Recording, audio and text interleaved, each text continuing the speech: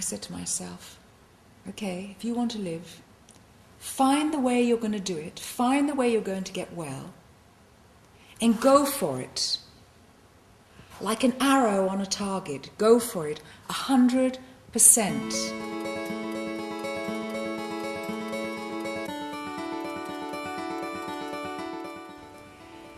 Welcome to my home in Zichron Yaakov. I'm Suzanna Marcus. 13 years ago, I found myself, even though I had been working with people and helping them in all different areas of their life, I found myself with a diagnosis of stage 3 cancer. And the doctors told me that I had only 6 months to live. And at the time, I decided that I wouldn't walk around with blinkers, and I would look at the alternative and the conventional way of treating this disease. I promised myself that I would get well and I would write my own story. And I did. 6 months to live, 10 years later, is the book. I felt like I was in a movie, you know, one of these slow motion happenings, as if the whole world was passing me by. And here I was with this news that meant basically I was going to die. Today I know different. Today I know that cancer doesn't mean that you have to die.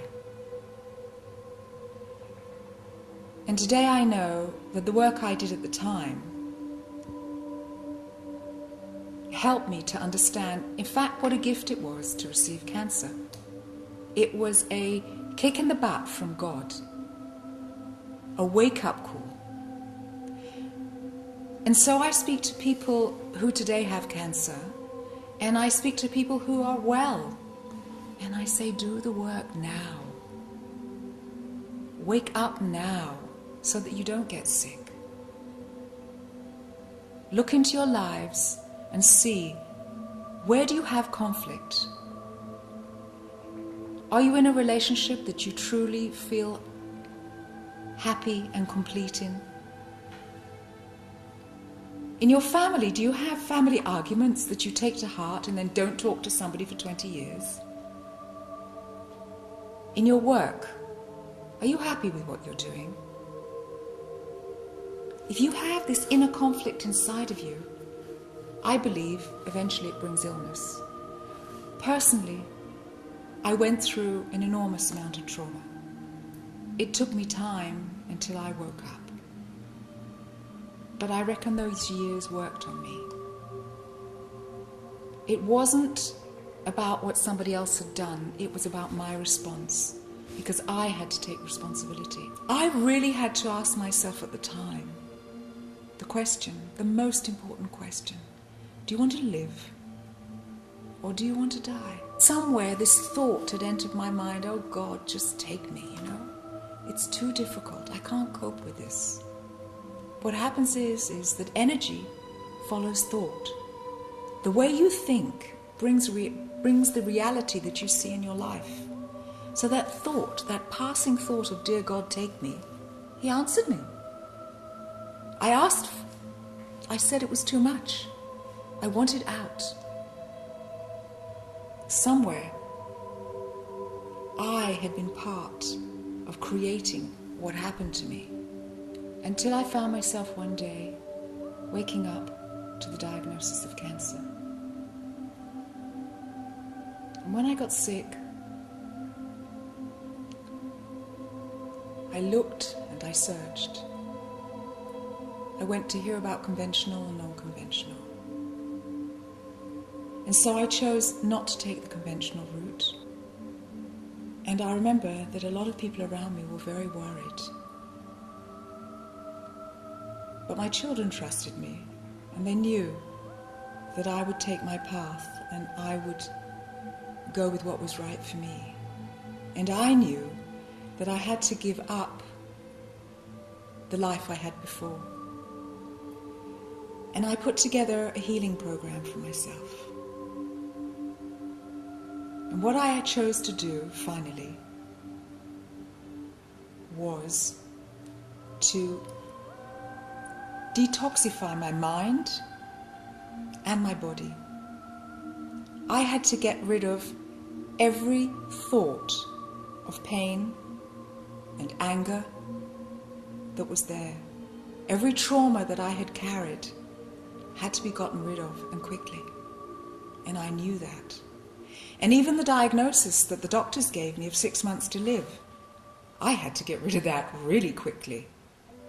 I put together meditations that help me, and I use them on a daily basis, that help me get rid of any pain and any anger that I was carrying. I did breath work.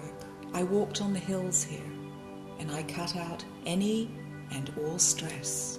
I ate only raw food for a couple of years. I drank wheatgrass twice a day and green drinks, and my whole house became a green laboratory. The most important work was the work I did with my mind. Truly, I don't think it really matters what you do, what therapy you do, but it's where is your mindset? What do you believe in? And isn't it like that with everything in life?